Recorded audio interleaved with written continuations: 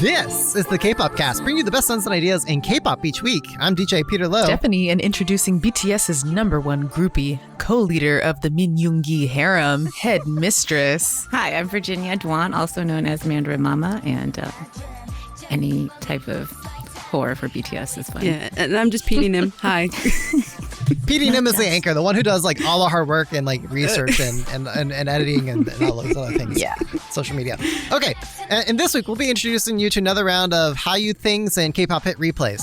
But before we dive in, don't forget to join the Kpopcast community on our Slack and sign up for a hard-hitting editorial on our newsletter. And links for both those will be in the episode description. And now hit replays.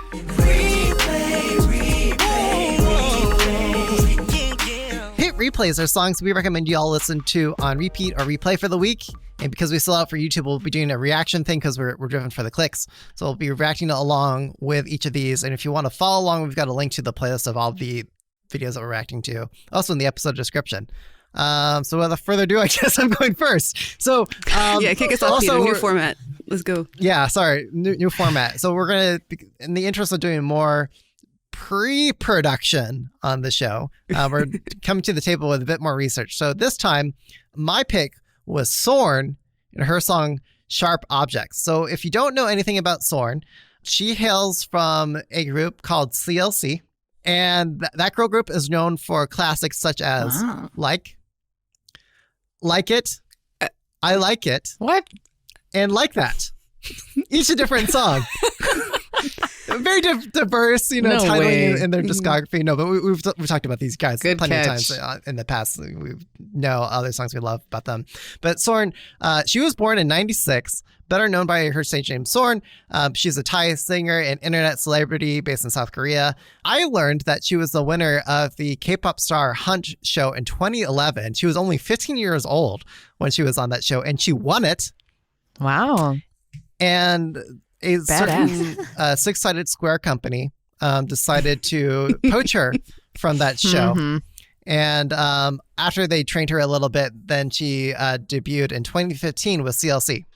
And she left CLC and Cube, or Six-Sided Square Company, in November 2021. She's got her YouTube channel, Produce SORN, which we're watching this music video from. And she's also become something of a TikTok star for her shorts. Yeah. So, and now she's signed with Wild Entertainment Group as a solo artist. So we're looking at Sharp Objects. It's an electronic pop song with a very strong synth element. What's special about this song is that it's very different from things that she's done in the past. She described for Genius Korea that for fans that have been a fan since CLC, they will complete a 180-degree change. And I'll actually let her describe her own, the message behind it herself. So we're going to drop in of this voice clip. Oh, did she send this to us, Peter? Is this an exclusive? No, it's not. It's not on the internet. And she still did it anyways, because the whole lyric of Sharp Objects is that we're trying to use the word sharp objects as a metaphor that sometimes having affection for someone can be very dangerous. And as humans, our heart and our brain doesn't really work together really well. So sometimes your brain tells you no, but your heart still tells you yet. And we just still do it anyways, even though we know that we're going to get hurt and everything.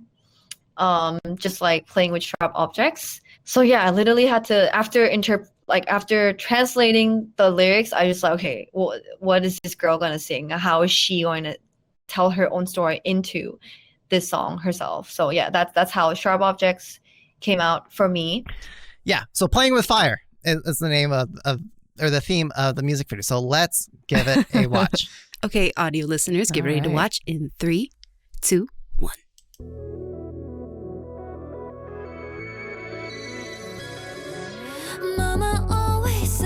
I love this look that she's giving with mannequins. Us. Yes. So funny story with the mannequins. She wanted to do this in LA with like a crowd of 40 people, but it was like peak COVID season. So she's like, instead of people, maybe I'll use mannequins. Oh, that's smart. She's so pretty. I love it though. Look at the baby mannequin. Yeah. It's like eerie and a pretty haunting vibe. Yeah. Oh yeah. I seriously can't get over how pretty she is. Nipple. No, not her. Mannequin.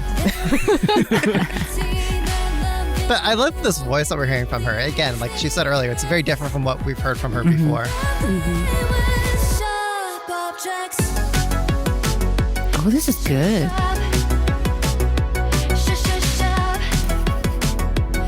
Yeah, it's a bop. It's a fun dance track. I love that smile. It was so sinister. That like echoey distortion on her voice, like she's singing to you from down the hall. I love that. Yeah, where she's in a karaoke room. Or has the karaoke mic. Yeah.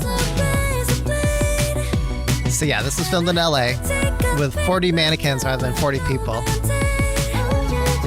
Yeah, because it's a club scene, but it's just SORN. But the mannequins caught eyes for her. Oh, shit. Oh, wow. Crying on the stairs.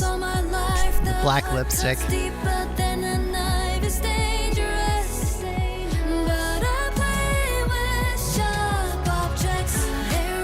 I love how it just zooms in on the mannequin. The zoom in's on the blank face. Well, he's reacting. You can see it. You can read it on his face. Yeah. But it's kind of like a commentary. Yeah, my though. mind like puts a certain emotion on his face. Yeah. Waiting in line for the bathroom. I love it. She's having a moment to herself. Oh, she's taking up the whole bathroom I herself. love all the mannequin reactions. It's so great. But like, do they have bladders? Was that her? Was she the one in there? Unbelievable. Yeah, especially when all the poses are so like voguey. Yeah. Kind of like some voguing elements to it. Mm-hmm. But I love this haunting, melodic singing along at the end here. Yeah, definitely fits with the visual concept. Yes. That was so good. Heck yeah, it's so good. Right, It's solid. my hit replay. So I also had the pleasure of watching the producers of this song talk about the song itself. Right, yeah. On her YouTube, And, right? our girl Dina in the Slack, she was complaining like, hey, this song doesn't give it to me enough in like the bassy, more punchy, percussive, rhythmic elements. Okay. But I like it because like if you listen to the song with like a good pair of cans or headphones or like in an environment where you can like immerse yourself in sound, like this song, like the synths in the lower bass, they've got crunchy bass sounds running underneath.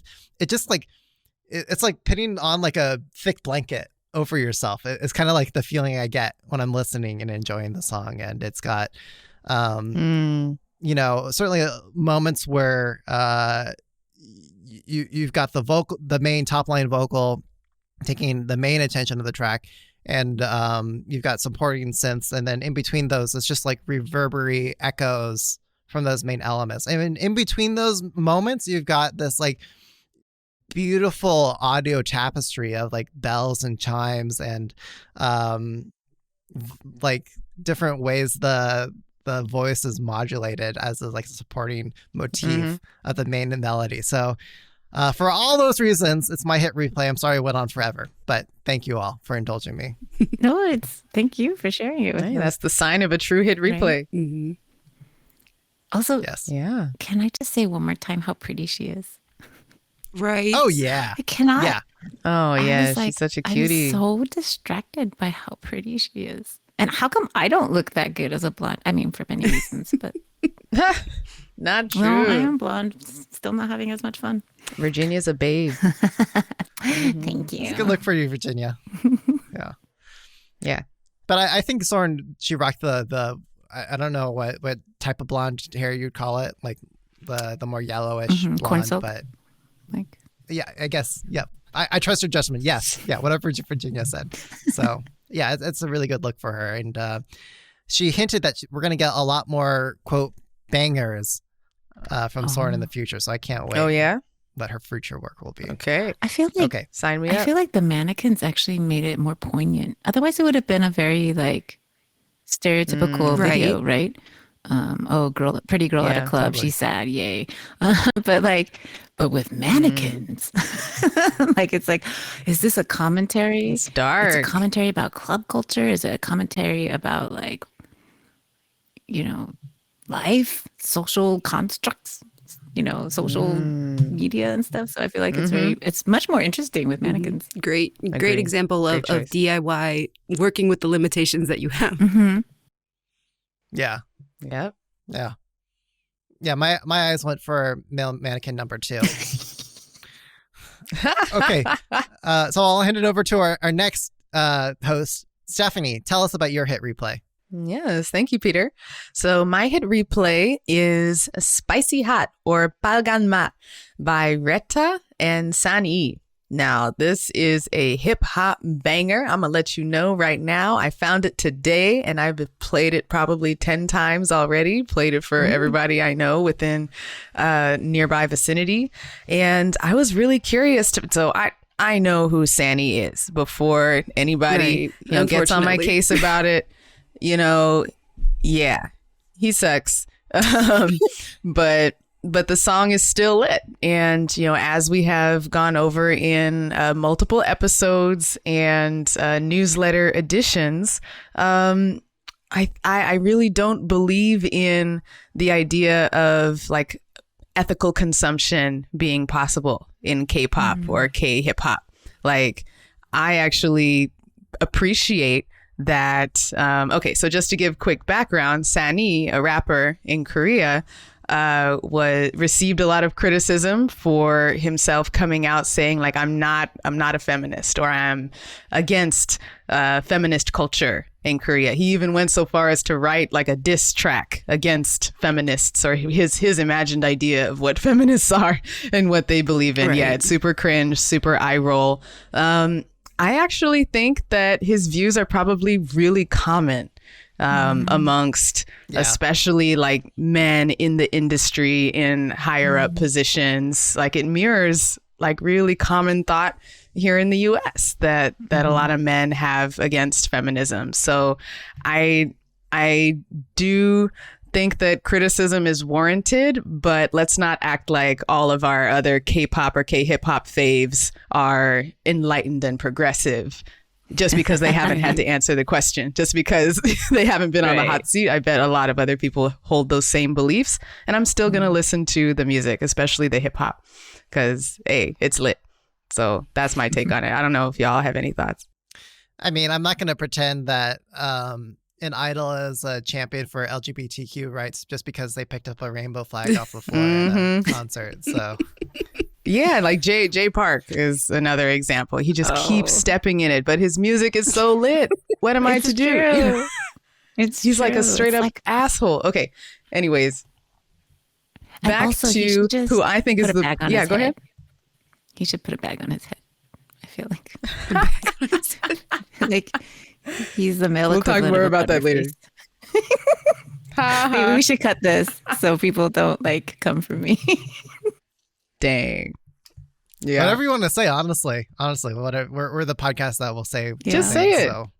His face. Yeah. I bet I'll get flack for what I'm saying and what I chose as my hit replay. But you know what? By golly, I am more excited about the new girl on the track, RETA. Ooh. This is my first time hearing about her. I think she has 3 tracks out, all of them with San-E, unfortunately. But that's because she signed under his label, Fame Us Entertainment. He is the CEO. And just like Jay Park, he insists on being on everyone's song on the label. So RETA, I learned, special thanks to Michaela for research. She's actually Chinese, and she participated in the Chinese kind of Produce 101 show Youth with You season 2 in 2020 under the stage name Little RETA, and then signed to Famous Records. So that record label also has BO on it, but I think they're just a trio at this point. Yeah, she was a former Starship trainee as well at the time of that show. So she's like really fresh. She raps like melding Mandarin and Korean together. And it's just really fresh to me. So I look forward to seeing her upcoming and especially solo work. Yeah, by the way, that season of Youth with You, that was the same season with Lisa. Oh, really? No way. She, like, shoot everyone out. Ooh. She's like, why don't you smile? Like, Dang. you don't have to apologize to me. Just apologize to all your colleagues who you're letting down. I remember that clip. Like Tiger Asian mom just like guilt tripping everyone. Wait, Lisa as the judge, you mean? Yeah, she was one of the coaches for that season. Dude, So I saw some clips of her. Wow. She was pretty cool. Yeah, okay, audio listeners, get ready to click in 3, 2, 1. I love this. This is awesome already. You know who though? She reminds me of like Soyeon. Virginia. Yeah, Like the Chinese Soyeon. yeah. That's Don't right. you see it?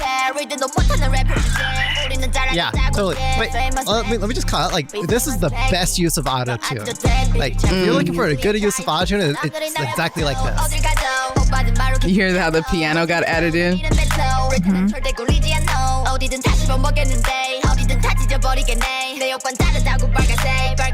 So the title in Korean, 빨간, is actually red, not a direct translation to spicy. So look at all the red on this video and how many times she mentions it. Red hot. She just keeps switching between Korean and Chinese. It's pretty cool. Yeah, I love it. Exactly.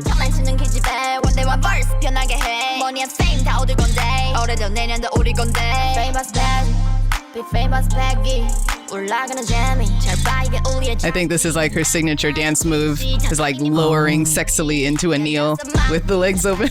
Right. She does that a lot better in her take advantage performances of on the it. show. Yeah. She better take advantage of it before her knees break. Also rocking the blonde hair.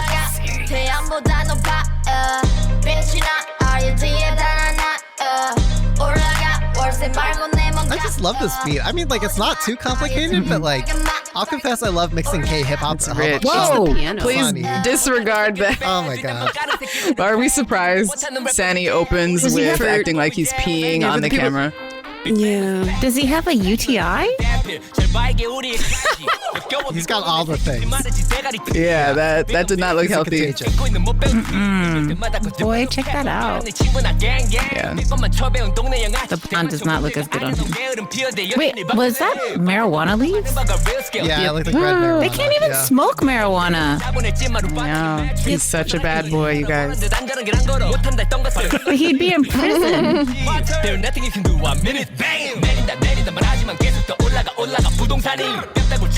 Well, there have been K-pop groups called like Kush, for example. So I think That could be martial let it go. arts. Okay. Of course. I shitting on missed us, that too. the first time. He just farted on the camera. Oh, he's a The delight. camera's like at a low angle too, so you're just So like right up delightful. there. I think I smell it.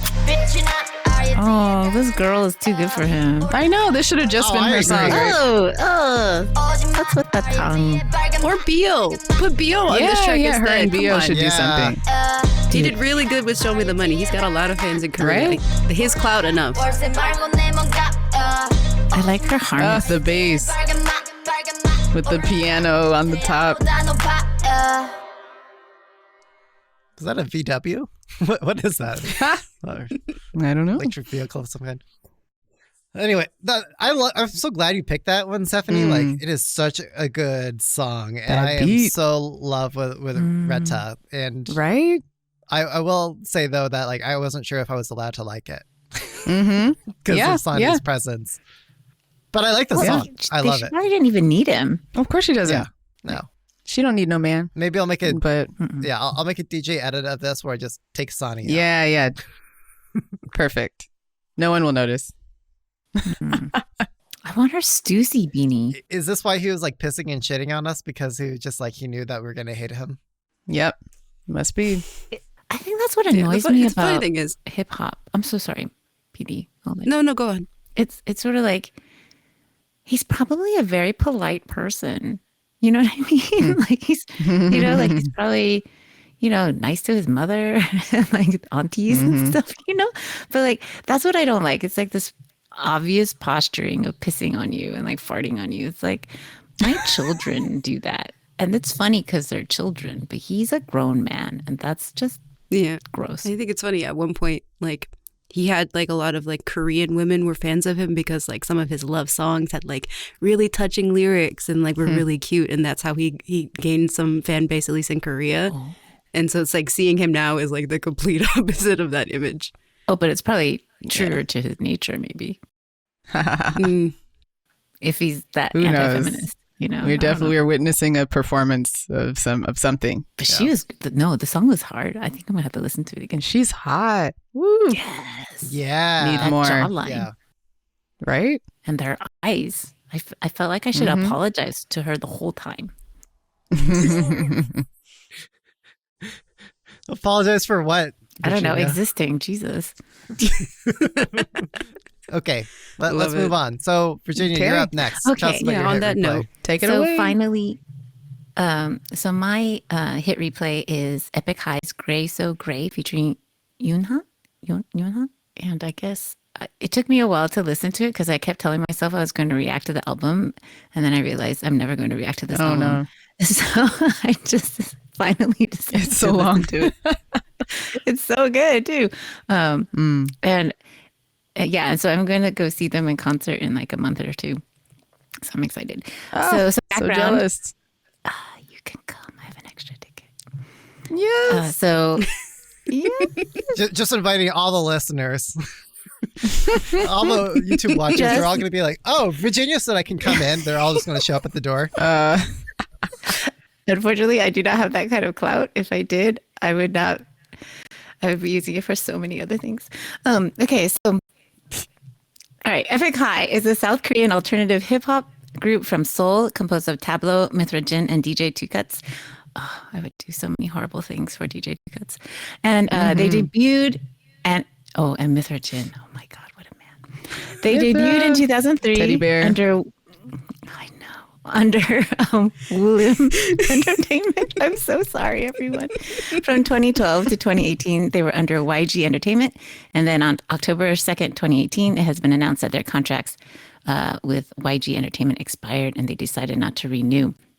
And then February 19th, 2019, Epik High signed with William Morris Endeavor. And they're known for they've been around for a really, really long time. And they're known for having combined genres and different styles of hip hop throughout their career and have seen the release of 11 studio albums since their debut, as well as for their coverage of diverse lyrical themes. They have received international acclaim, winning several music awards in Korea and becoming the first Korean act to play at Coachella. Most importantly, they won the Kpopcast Song of the Year award in 2021. Oh, It's for their Rosario? most important From the- prized award. The Yes, first exactly. release from the first part of this album. Rosario was so Rosario, fast. yeah. So yeah, I found Epik High through BTS, like I find all things. They're my Google.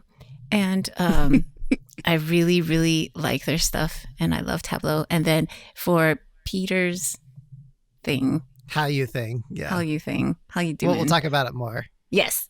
But the Peter's story is the reason why I got into Epik High, like hugely. Oh, so one thing for you all to know, there's a bilingual pun about the title of the song. The track that we'll be watching or replaying, whatever, Gray So Gray featuring Younha, is a song about the love, hate, and frustration between a couple. The song's original Korean name, oh dear Lord, Gure So Gurai, I guess, which translates to That's Why, sounds exactly like Gray So Gray. And so the Korean title describes the situation where the lovers are trying to explain things to each other, and the English title captures the mood of the song on point. Great, so great. Great, so great. Thank you, PD Nim. I see what you did there. She did great. Cute. Didn't Epik High do Umbrella with Younha? They Usan? did. So there's a that's joke, one of my right? favorite songs from them.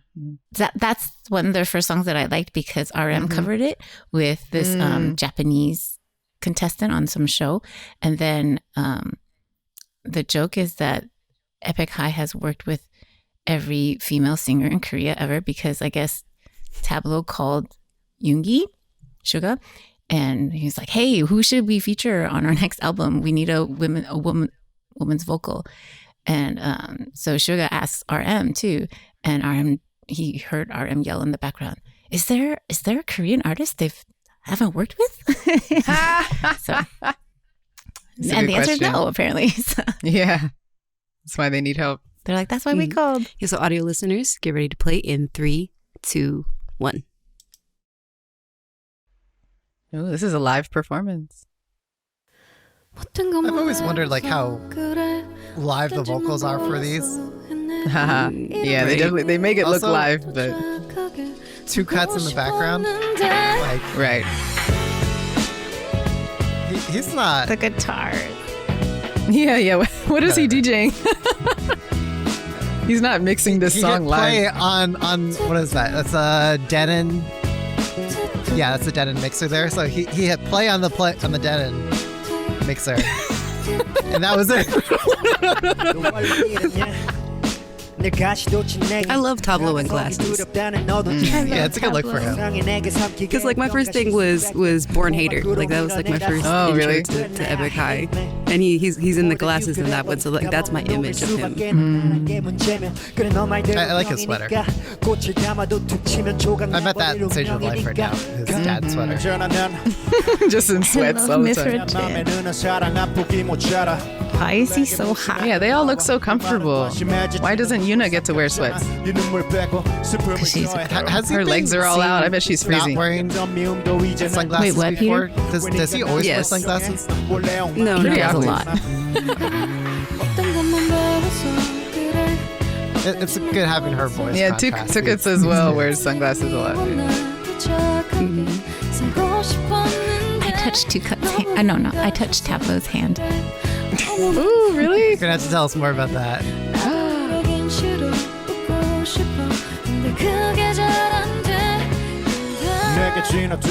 So this is what similar theme to SORN's music video. Like, well, heart says yes, brain says no. In terms of advancing a relationship. I think they're actually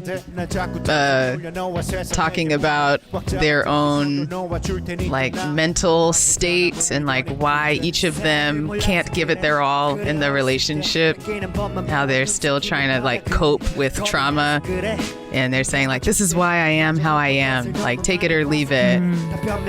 You know what? I'm going to leave first. Just like you see a relationship breaking down in the story. Thank you for correcting me, Stephanie. Yeah, Tablo just said, The I'm vocal a is so person. good. So duh, that's why. That's why I'm like this. Yeah. Yeah. I'm human. Her voice is just so clear. Yeah, so No, I heavenly. love her voice. Yeah. So airy, feathery. This is my favorite part, the guitar in the back.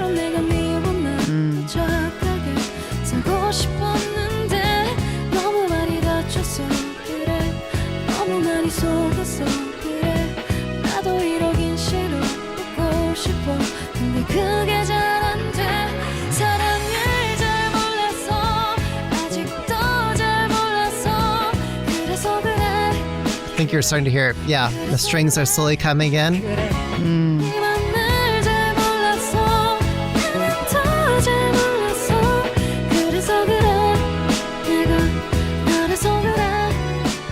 I love this.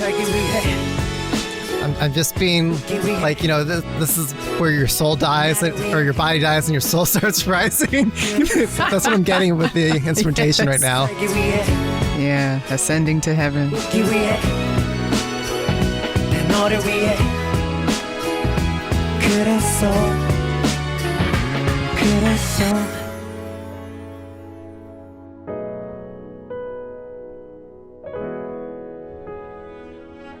Oh, see, maybe he's like playing like a little piano right there in the back end. Yeah. Yeah.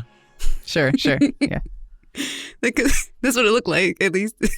I mean, does two cuts does scratching, right? During He's live a shows. DJ and a producer. Yeah.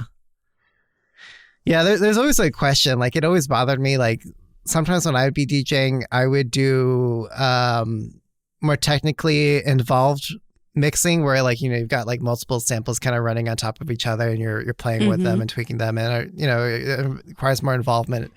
But then, like, I'd be like, you know, doing a B2B set with like maybe another DJ on Serato, just simple like AVB 2-deck mixing. And Sure, yeah. theirs Just would sound simple better AVD because to they mixing. Yeah. track A, track B. Oh, got it. Yeah. That's all I'm trying to say. Just one or two. Yeah. Right? So anyway, but their set would sound better because maybe one of their songs is like a pre-made blend or mix. So like they can do a lot of stuff, and it may to the audience it may sound more sophisticated than maybe something that I might be doing that's more live and technically harder to do. But like, as an audience, you don't always necessarily care. Sorry, maybe like I like DJs were made just to like shit on each other and like hate each other and tear each other down. So that's why I'm like watching Two Cuts. I'm like, what are you doing, man? You're just miming there in the background. But He is also great song. He is also very grumpy, so I suppose he does play into the grumpy DJ. I was going to ask, like, if he is an integral part of the group, but he doesn't sing or rap, what do you suggest he do on a performance like this? As a DJ, I think You think he shouldn't be so. on I'm stage? going to go back to what. Well, no. I would go back to if I can point to a specific example to one of my biases. BB. If you saw her at the Head in the Clouds show, she had a DJ with her, kind of supporting her. I mean, he wasn't like he was doing a lot, but like, he would be like, okay, let me just do a scratch in on this sample. Okay, he has And a little just so it's like ad-lib or a solo solo kind of thing. Exactly. Just a lot of like ad-lib sort of stuff that you can do to make it more of like a unique live Sure. in the moment presence sort of thing. And I think that would work. And I haven't seen Epik High live, but presumably that's what he's doing. He is really good live, and he's very dynamic. And then also, he does dance. Like, There you go. He always dances. So that's important. This is actually my favorite song on the album. With a close second, I think Face ID, I think is my second. Yeah. That's my replay from the album. Yeah. It's just so melancholy, I think. I think it's because Younha's voice is so clear and so sad.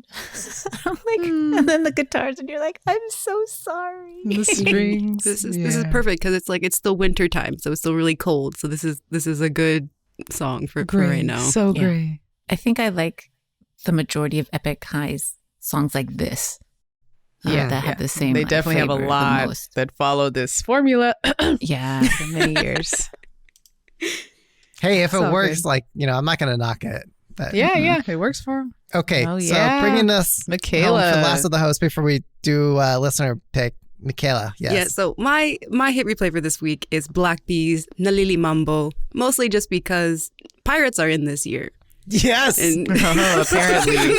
Ooh, shade. Pirates are way in this year.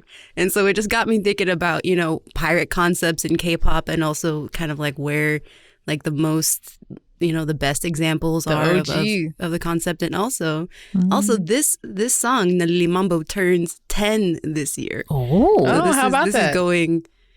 Yeah, so this is kind of like an anniversary kind of hit replay for me, like going back and like, the nostalgia of hearing it for the first time. And, Black Bee, for the people that don't know, they debuted back in 2011 under Stardom Entertainment.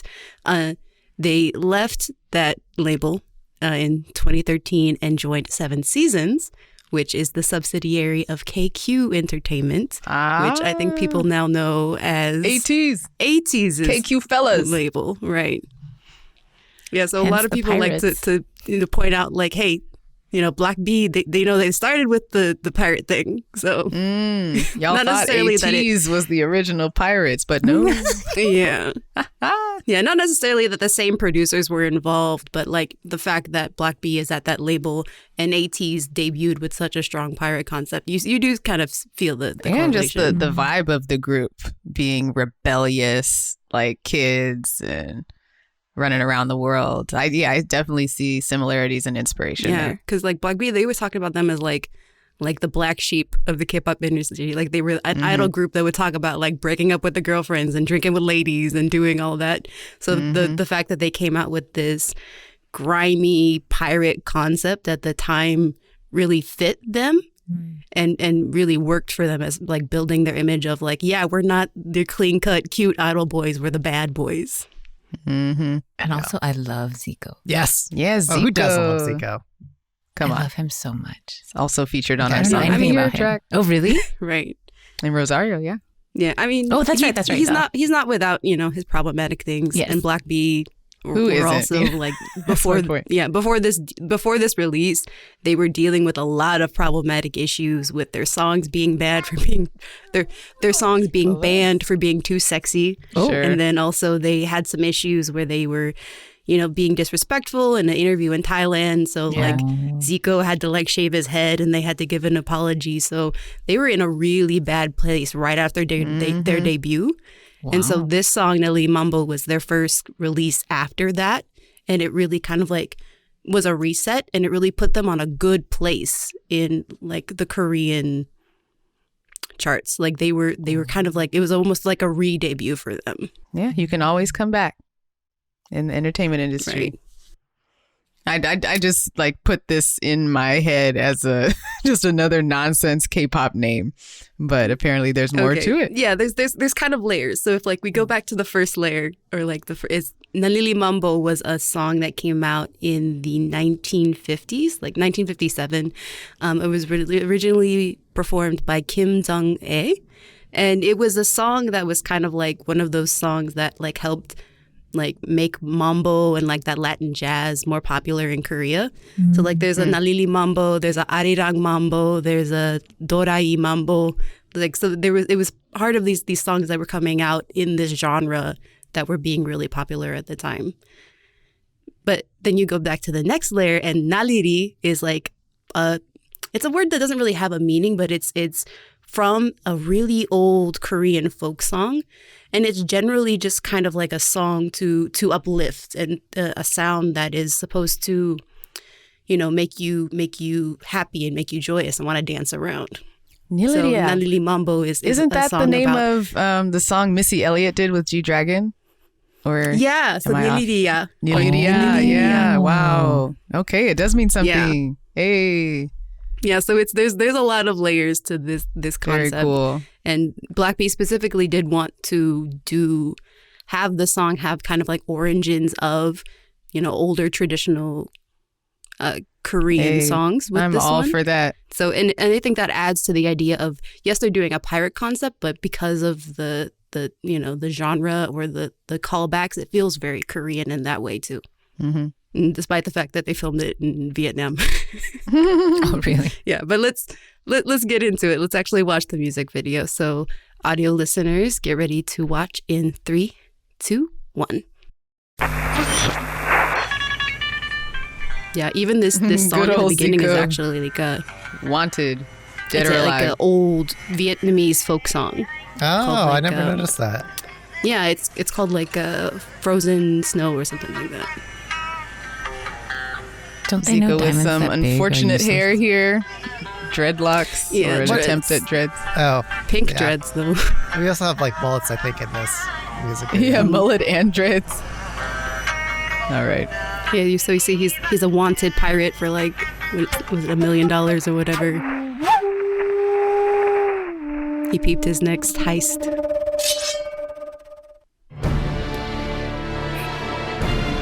Yeah, so it's Ho Chi Minh City in Vietnam is where they filmed this, I love this song, though. right? Great song.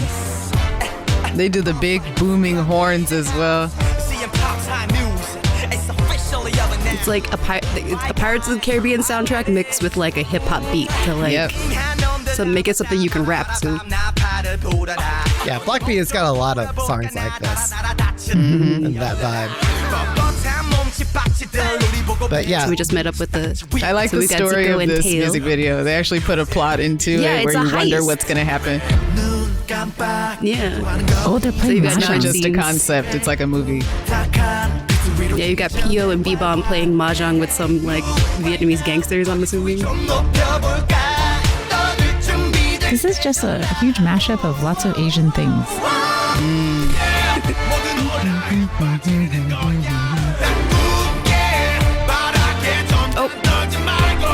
The irony is they would have to cut those diamonds. Look at everyone's Think of the logistics of how eyebrows. they would sell. So there's Yuquan. We don't get music like this anymore. We don't. It's like I miss this. This is pretty dated. And Park Young, he's my bias. I love the rap. Listen. Or are they gonna cut the chicken? I love it. The offbeat. Oh, look at that old school curly K-pop hair. The perm. It's like a strawberry perm. Yeah, strawberry perm. That's excellent. Hey, Oh, look at those they have arms. guns, y'all. I was not expecting that. He's got guns and guns. Yeah, I surrender. Eye patch spotted. Yeah, Pio's got the iPad. Where'd he pick that up?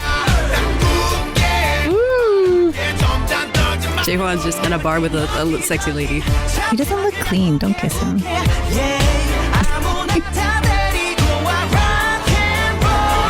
It's just weird. So Whatever.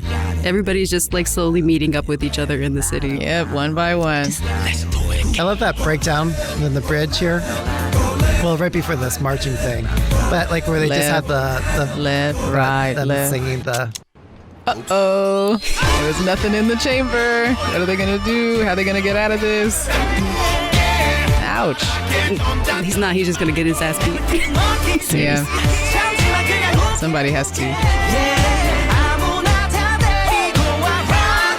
I really fuck with the blonde hair. Oh, the dance. Yeah.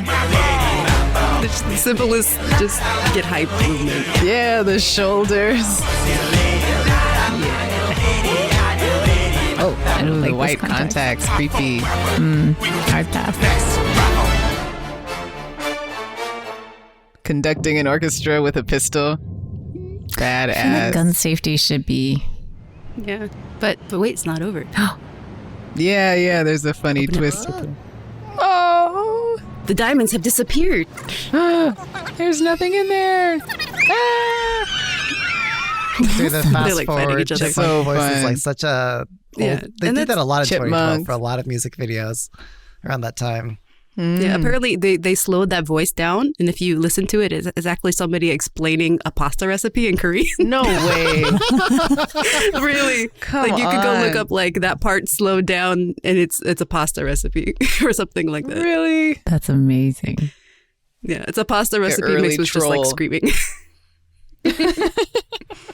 That's like expert Yeah, but level. that's what I love about Block B is just the fun and the silliness and the not taking themselves too seriously. Yeah.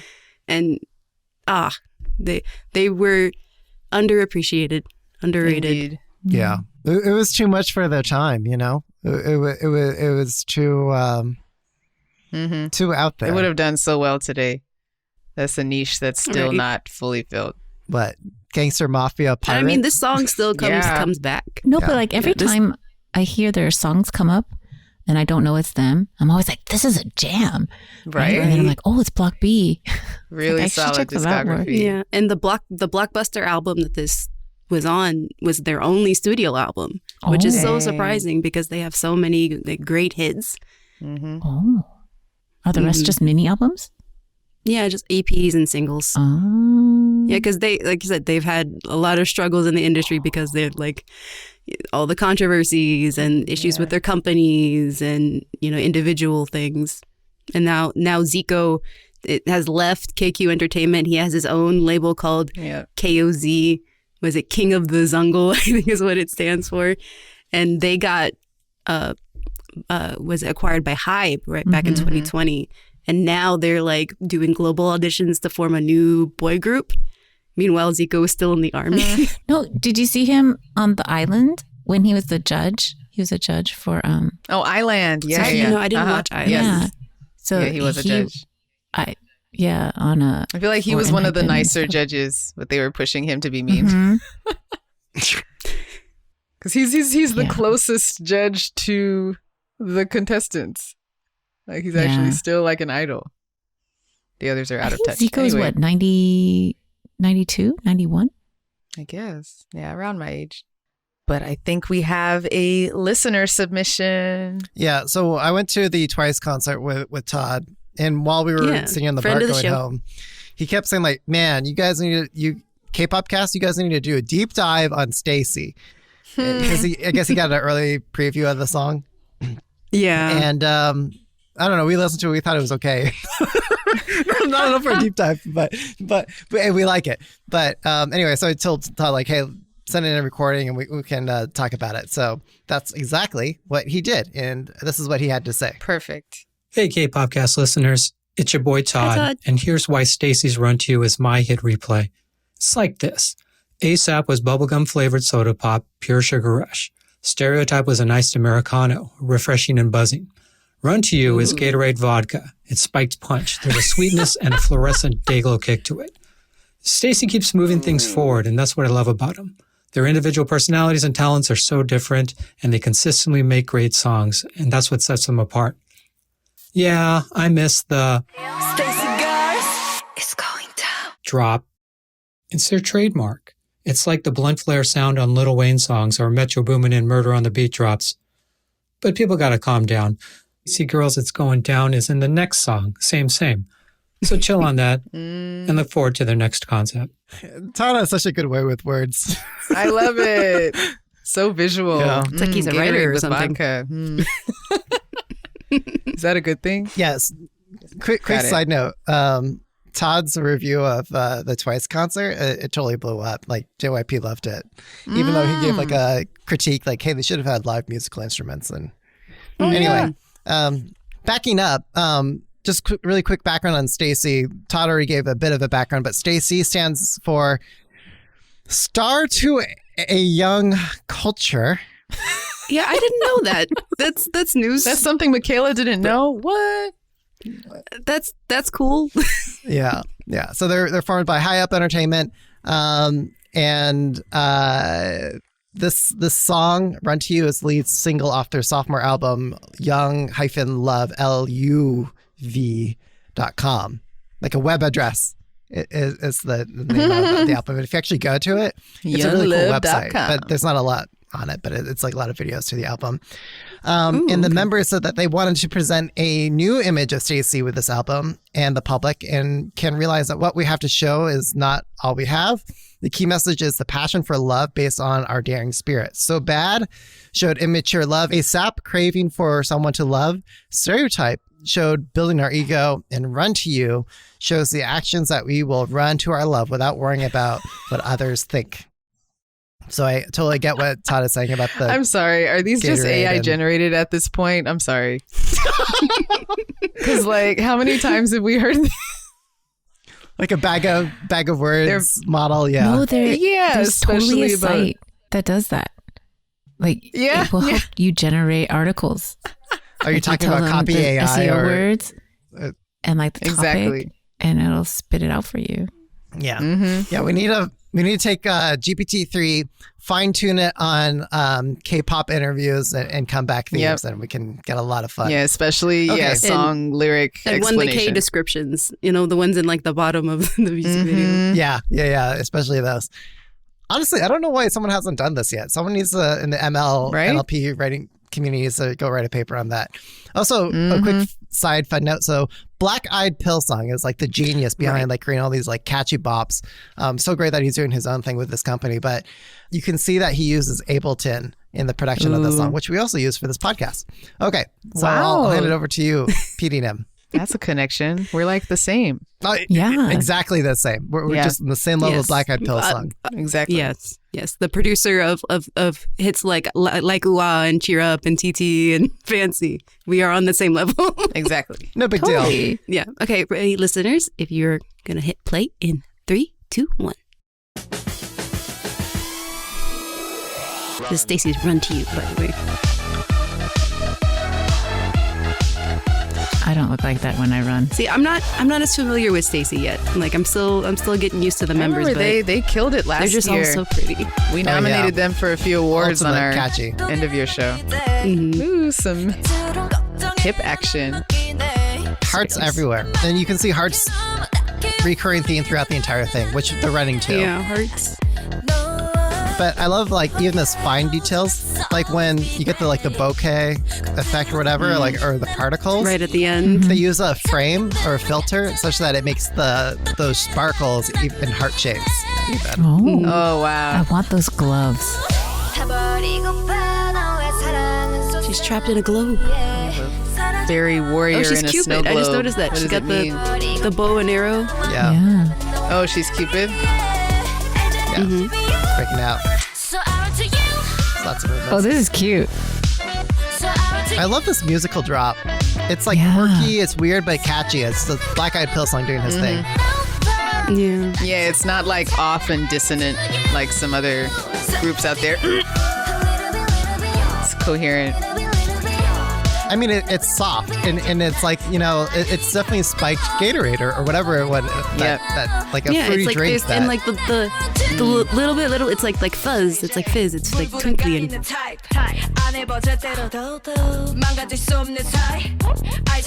Oh, I like this song. I'm not a poser. she poses. We on got the la-di-da motorcycle. motorcycles again. The Sin City. Big budget for artificial All right. flowers. Pre-chorus. Let's hear that drop. They made it look like Cupid shot an arrow and exploded a piñata of flowers raining down and on I the like how other they had members. that drop in the At the music same too, time right at the with drop. it. Yeah, the arrow Yeah. punctures, whatever it was. Yeah. Isn't she just freeing herself? She's escaping the tunnel of love. Oh, they're running toward love. They're running. They're Oh, running. Sorry, running. Oh, right. It's Run to You. I mean, I would like some people to Now run we've to got me some tunnel of snaps. love. You see that One of my bokeh favorite effect in K-pop that elements. scene, Peter? Oh, just for a few seconds. See the hearts in the back, the lights. There it is. That instrumental drop. I love it. It's fun. It's quirky. Yeah, I like it too. I notice something new every time I listen to it. See, look at those particles in the background. You see the little hearts? Here, Yeah. you'll start to see it here too. Yeah, Yes, you see yes. that? Uh-huh. That's a nice touch. Oh, there. yeah.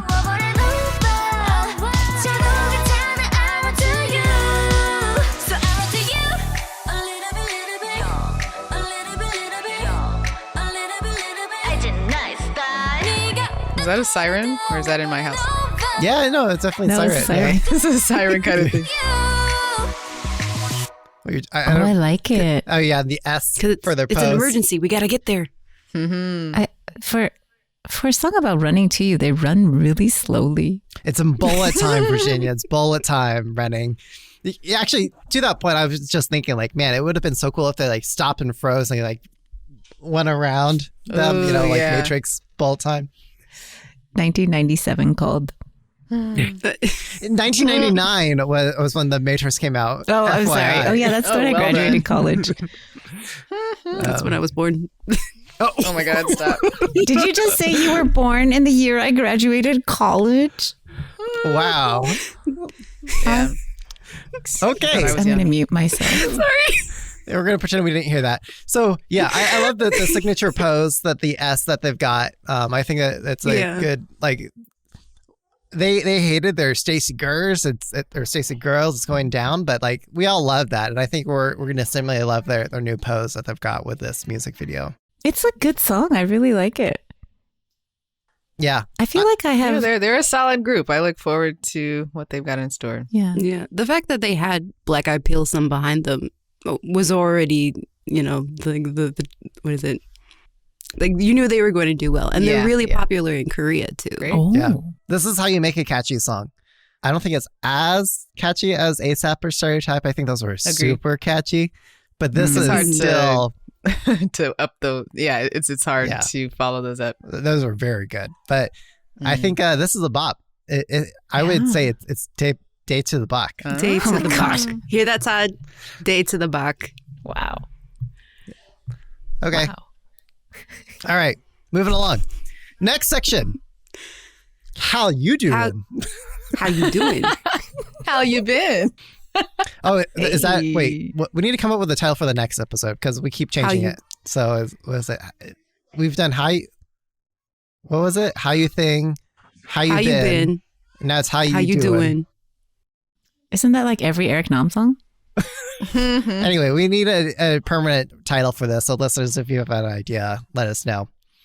So kick us off, Virginia. What's the thing in Hallyu world that you're rocking out to, or that makes you happy? So Virginia, how you doing? BTS is coming to Vegas for 4 nights. April 8th and 9th and April 15th and 16th. How many nights are you going? Like a micro residency. I'm going to all 4 if I can. I've already booked my flights. I've already booked my hotel rooms. We had a feeling they would probably do that because the Grammys are the first weekend and then BBMAs are like in May. Okay. So I think also in Vegas. Strategic. And, Epik High is also performing that first weekend on the 8th or 9th or something like that. And so is Megadeth and Backstreet Boys. So it's a really shitty weekend to go to Vegas, everyone. But yes, I'm very excited. I know it's going to be exactly the same as PTD Los Angeles, unless if they mix up like the medley. And they're doing 3 nights in Seoul, which is probably going to be exactly the same, but they'll just change the medley. And I'm paying for all these things. I'm paying for the like live streaming. I'm paying for the theater. I'm going to be so sick of this fucking concert. And I don't care because like Jin has to go into the military by the end of the year and Yoongi has to by March. I was wondering. So when does the extension run out? Yeah, it runs out when they turn 30. And so international. And so you have to, the next time they'll all be together, who knows? Unless if they all go together, which I don't know. But yeah, so I'm going to give them all my fucking money. And I didn't even like, as soon as I saw the notice, I screenshot it and sent it to my husband. And my husband was like, why do you have to go to Vegas to watch live streaming? I was like, oh no, honey, did you not read? No. I'm going to Vegas for 2 weekends in a row. I've already bought tickets. Mm-hmm. I'm just informing you. This is just a courtesy notice. This is a courtesy notice where I am. Because you will, right? Because our 4 children will be hungry and you will have to feed them, but I won't be home. Wow. And the only reason I'm flying back is because I'm going to an Epik High concert in between. Wow! Not to see your children. I mean, no. Not really. I won't even see them. You're just going to go straight from the airport to the concert. No, I have really early flights, but it's so I'm excited. It's actually cheaper to fly back and forth than to stay on the strip, right? Like, oh, definitely. Mm-hmm. So, yes. Also, stay not only expensive in terms of just extra nights at the hotel, but living there. You know, and all the temptations I would just eat for like gambling 7-Eleven. Oh, I would just eat cup of noodle. I would just pack all these cup of noodles and just eat that. Damn, I'll be like so bloated by the end of the last concert. Just so bloated. No, go to Chinatown. I think it's just really there's some reasonable funny stuff. That armies have like destroyed all the Grammys and VMA reservations, like. You know, for that same period, like no one can get a room because armies have just booked everything. So, oh yeah, no, I already have sweet tickets for one of the nights. So, all right. So, Stephanie, what's your yes? So, Stephanie, how you doing? There we go, Peter. Well,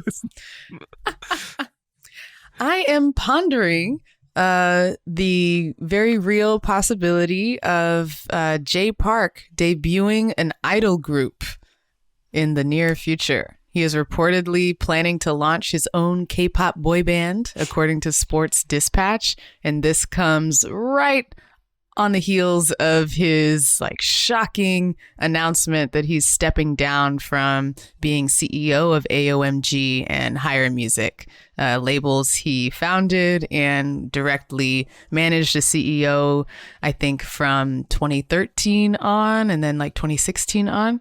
I think so. J Park was synonymous with AOMG and higher music, and really with this kind of vanguard of American hip hop sound getting into Korea and like becoming, I think, like a legitimate lane to go in for young Korean artists, like to go into the hip hop style. I really think J Park is like heavily responsible for that. So to hear that he's going to step away from the very real lane that he helped create to, I'm a bit disappointed, I must say, that he's leaving that behind to probably try and become the next JYP or YG or SM or whatever. I can kind of tell from his interviews that that's something he's always wanted. He's wanted that like mainstream validation. He wants that power. He wants to be on their level, and like he can't stand how they look down on him.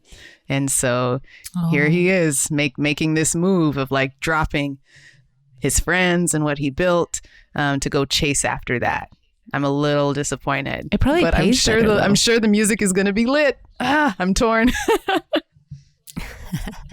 But it probably pays better too, right? Like boy of bands course, probably It's bring in it's more the money as well. There's a cap on how much I mean, money he also like has hip hop his, can make too. He has a soju label, so please. Right, his one soju that just dropped this week. look, let the man get his bag or whatever it's called. Sure. It's nothing sadder than an old woman saying things like this. I'm so sorry. I don't know. Yeah, what do y'all think about it? You're excited? No. Well, we were talking about your hit see. replay, Stephanie, and like Yeah. Here's I another love example of K-hip-hop. a guy in the industry who makes fire music, but as a human being, just has some stuff to work on. Sure, but like when it comes to like doing DJ mixing in events, like I would like to do, like if I had my choice of playing the music that I want to play, I play more K-hip hop of my set, quite frankly. But as a DJ, you got to play to what people are going to dance to and what people are asking for. And that means, what people are going to do the choreography to on the floor. Yeah. And it, like I of course enjoy that, but it's just like, I kind of wish like I could get away with doing more hip hop and people just more. It's such a rich K-pop scene fans on its own. Yeah, but like with K-pop fans, the issue that I have with DJing for them sometimes is that if they don't know the choreography, they don't feel welcome to dance. They don't know how to just dance and vibe out to the music. Yeah. My hope would be like eventually we get to a point where like K-hip hop becomes enough of a cultural force or just natural evolution of like a K-pop fan. Like maybe you start with pop and then you start broadening your horizons and indulging in all these other subgenres and forms, and you learn to participate and engage with the music in more common club ways. Well, your story just of the K-pop fans just reminded me of my very first trip to Seoul, Korea, in, I believe, 2008. I went in the winter of 2008, and I went to one of the most popular clubs in Hongdae. I can't remember if it was M2 or something like that.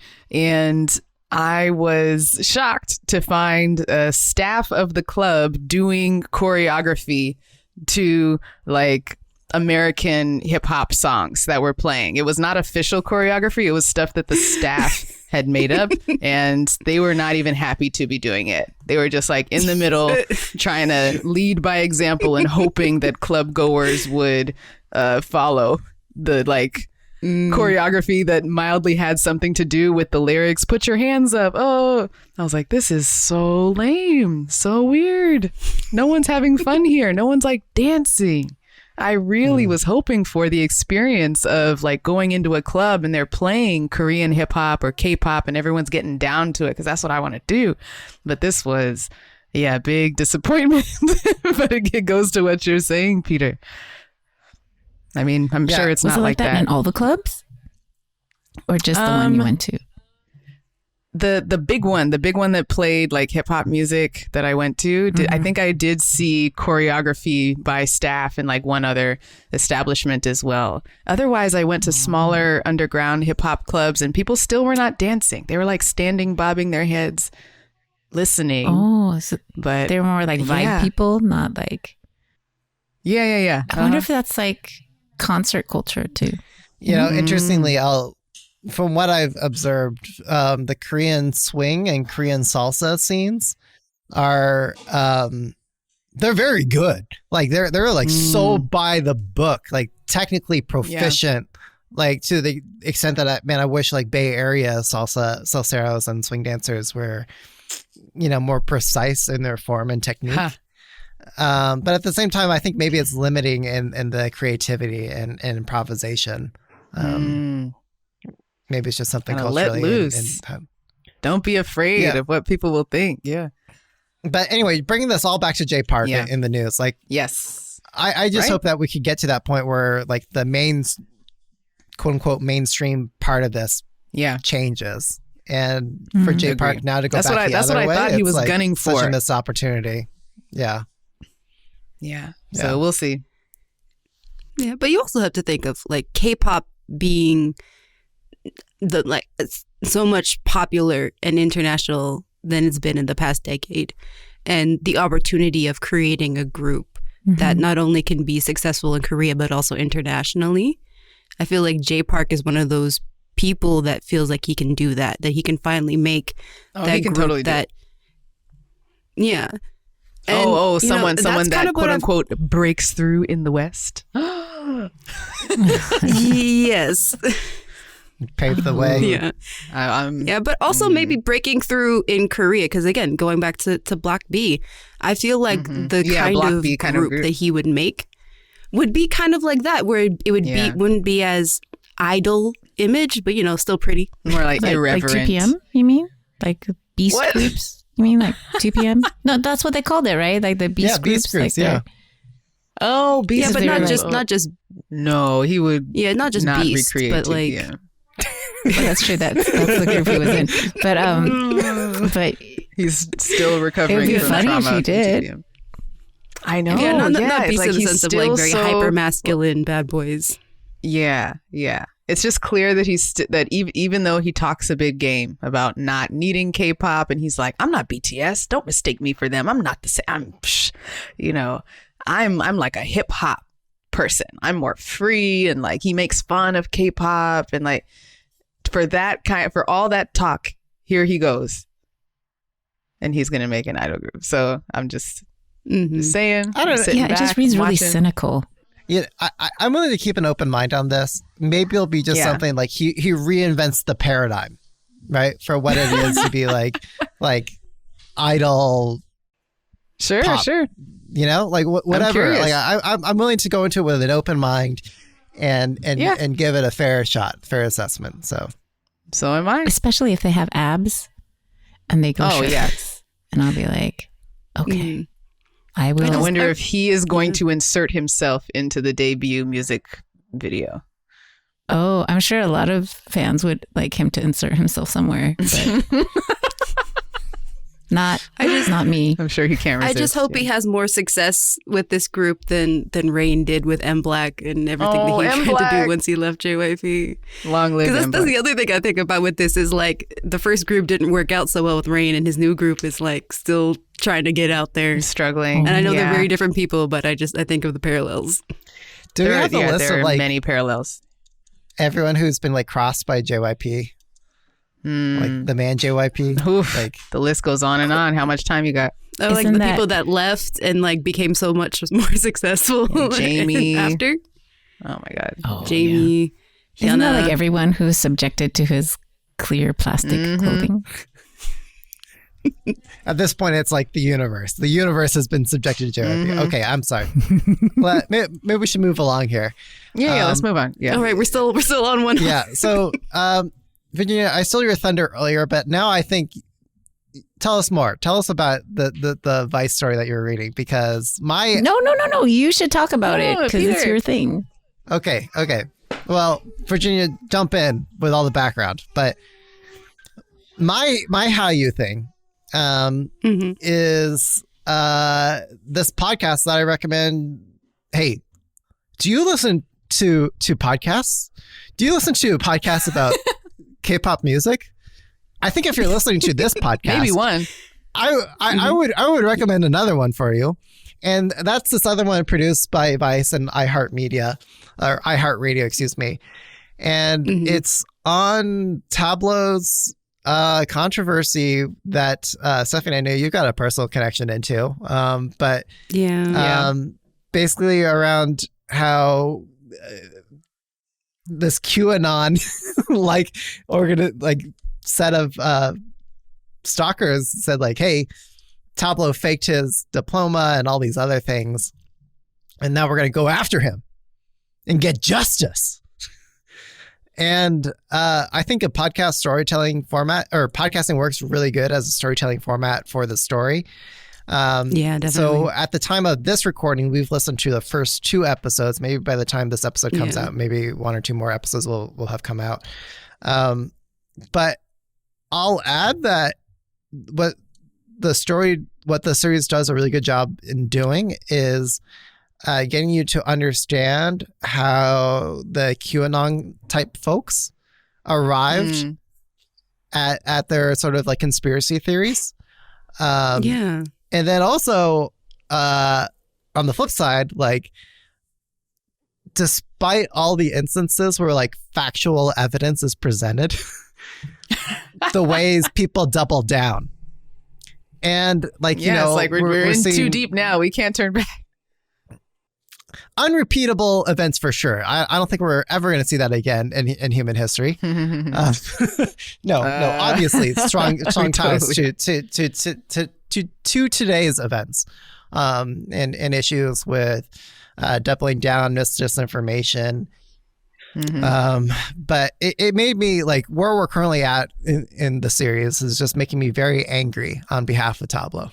Like I just am frustrated. As a fellow Stanford alumni who graduated early with masters and undergraduate using the very well-known co-term program, I was just floored by how people did not believe he did that at the time. Yeah, I really felt a connection. They even did a news thing, right? Like they took Korean broadcasting news.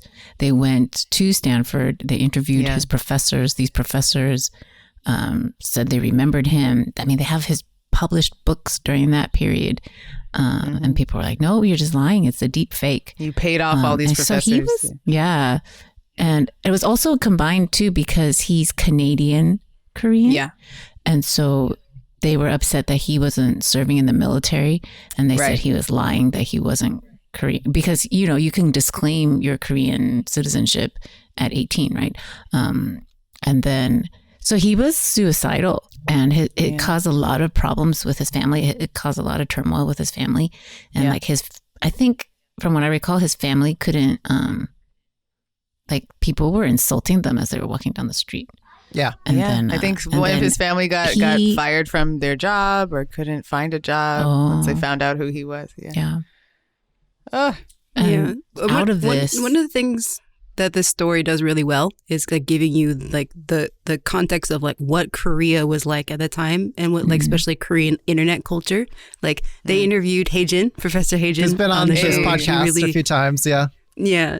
She really put it into perspective of like what you know, what everything was like a decade ago in Korea, and like why these things were as, you know, happening the way that they were. Yeah, it didn't come out of nowhere.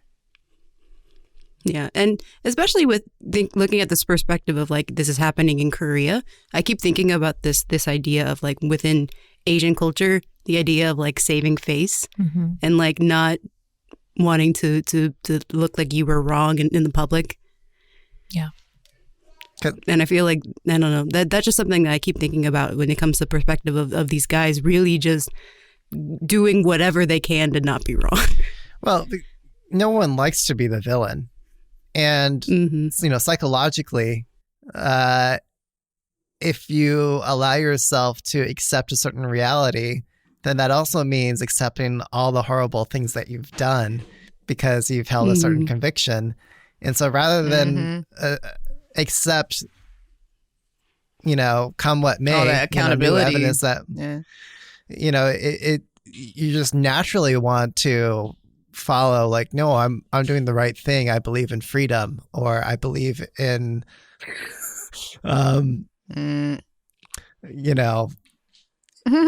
truth. certain things. Yeah, they were all like, truth was their thing. Yeah. Yeah. Well, I Truth will was trying to come make out, some huh? parallel ties, but you get where I'm going with it, I Yeah. think. So Virginia, I think we cut you off. You were trying to say something? Oh, so he went into seclusion, and he was not doing well for obvious reasons.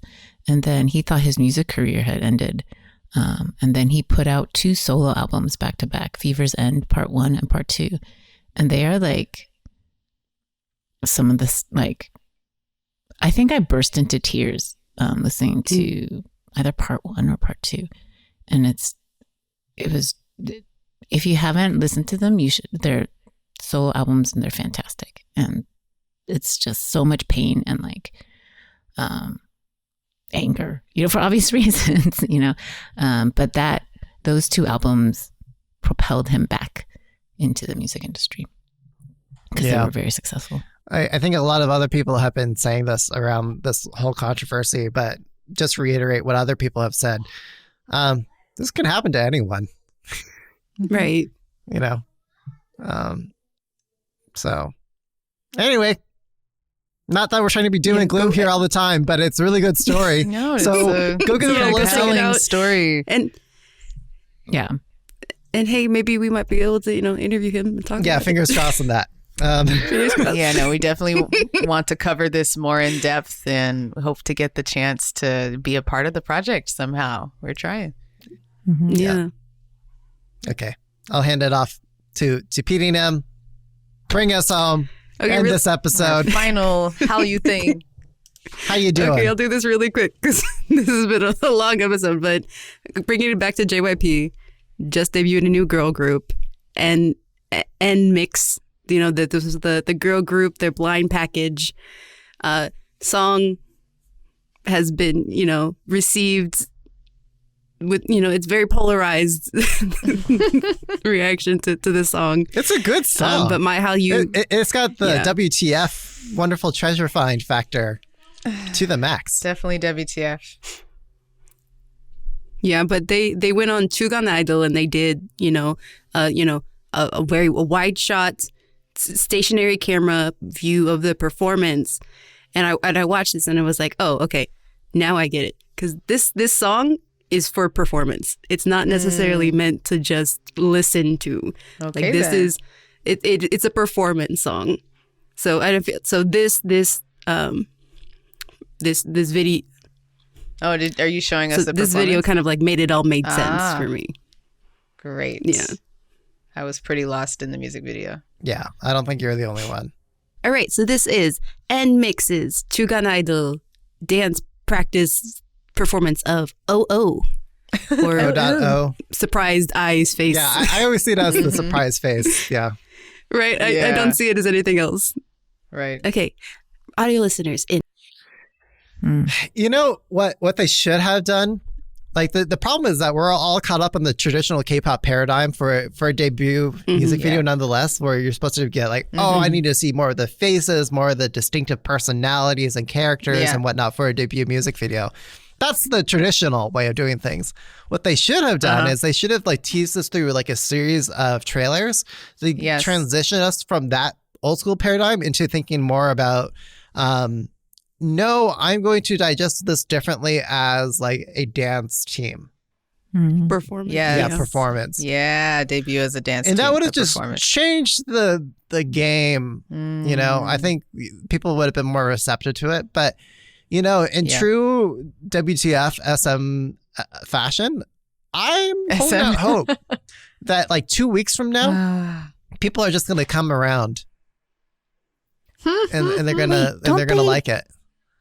This is an SM group? No, it's JYP. No, it's group. JYP, but This is SM the- pioneered the WTF complete genre song change in the middle of the song. Yeah. With like No, that's why I was like, SNSD, wait, the 'cause boys, I and got a aespa boy. next level, and Yeah. No, because I think SM does a really good job of having all their rookies, right, on shows. So people already know what to expect, right? So Yeah, I was going to say, maybe they were a smaller group, especially with this one because it was a blind package. People had literally no idea what to expect. Right. With this album. Yeah, this is the group that you had to invest in first before doing anything about them, right? Mm-hmm. See, that shot them That's like in the an foot. American group then, right? Yeah, but like, you know what I mean? yeah, no, you're right. But like that was so counter to a strategic move for debuting this group. Like, sure, that would have worked for other groups. Like if it was ITZY or Twice or something. No, Twice had the reality show, but Miss A. Miss A, that would have worked Miss for a A. group like that. But not this. Yeah, that was a miss. That's it. Not this. Do better, JYP. But JYP doesn't manage their groups well, right? So I don't know. Like Right? I'm trying really hard just to avoid the cliche like company, you need to do your idols better. I think it's like that's a really easy thing for us to say as fans. Yeah. but how does NMIXX have any control over that though? No, they don't. They don't have control over but, like, So anything. the only people in control is the group. I mean, is the company. Right. The company, the Right. I'm sure huge management staff, and like Yeah. there's a think tank that came up with this group. I'm sure. But if it's supposed to show off their performance, then why are they singing? Like, how is that any different than like a singing group? I mean, no, let me rephrase. If the goal is to show off their performance, and not like, it could have just been a dance team then, you know what I mean? Like, why is it a group, if that makes sense? Or like, why is this their original song and not just like them dancing to a song? To sell the song. Yeah. You know, it's like Girls it's a on money Top play. had a dance music video, right? Like I even used music video loosely. Yeah. Like that wasn't even a music video. That was a performance That was video. the performance for the SM Town. Like that was their debut performance. Yeah. Yeah, was the like a SM showcase. Town concert. No, but didn't they do a separate performance video? No, No, not it's yet. the same one. Okay. I think they did like a dance practice, but it's different. I think maybe in another world, like again, it's very easy for us, like, you know, armchair professionals. What do you mean? I totally have the experience Adjust necessary. glasses. Okay. Well, Yes. hire me. I'll root for you, Virginia, if you work inside on industry. But like in another world, like maybe with the hindsight that we now have, it might have been good for them to release this as like the low production introduction to the team and say like, here's our new group, release this, and then put all the money, the music video, JYP girl group production, glitz and glam, into a different music video that would have been like, All the Twice coins. yeah, or I don't know, just something different that spotlight maybe more the members, but like this, using this like as like the curtain raiser. Yeah. The conversation starter about their talent. Are they Yeah. all like teenagers? Probably. I guess. Oh, okay. Or I don't know, they should have pulled like a Lee If that, Suman are they and doing be single like, digits now? 8 years old, 9 years old? oh my God. I wouldn't be surprised if they did. Right. But like if they want to do a Lee Suman move, they should have said something that was like completely beyond their ability and say that that's what they're doing. Like, oh, we're going to start doing AI now. Or instead of that, maybe it's like, oh, we're going to start doing dance team first, you know, like something very opinionated to get people talking, you know, vision. Yes, And then- have an then- explanation and then- for what we're seeing. Have an explanation. Hey, that would be a good start too. Yeah. But like, just be more of a visionary, like a corporate, you know, executive thought leadership visionary. You're so right. And then We eat that if shit they up. need to backtrack and go to the original model, they can. But like starting with something And like no one will out there, remember what they especially for a said. debut. Yeah, it's fine because at least you get people talking. So, Yeah. Yeah. okay. We need to end this episode. We're like way over the time. youngest member is born in 2006. Oh, 2006. There you go. Oh. Okay. Can we wrap, guys? Can we wrap? Yeah, of course. I need to get going Right. here. Way Peter, too long. go for it. New format. We're trying it out. Okay, yeah, this is a new format. Let us know what you think, y'all. Don't forget, you can send in your voice memos for if you want to put in your hit replay. You can just email us kpopcastshow@gmail.com or join us on our Slack. Again, links to that in the description, as well as our newsletter, as well as the link to all the videos that we reacted to, as well as other things that we want to promote, as well as socials. And you can tweet all of us at the Kpopcast. Okay, done? Good? Yes. Okay, all right. Bye, everyone. World record. Bye, guys. Yeah.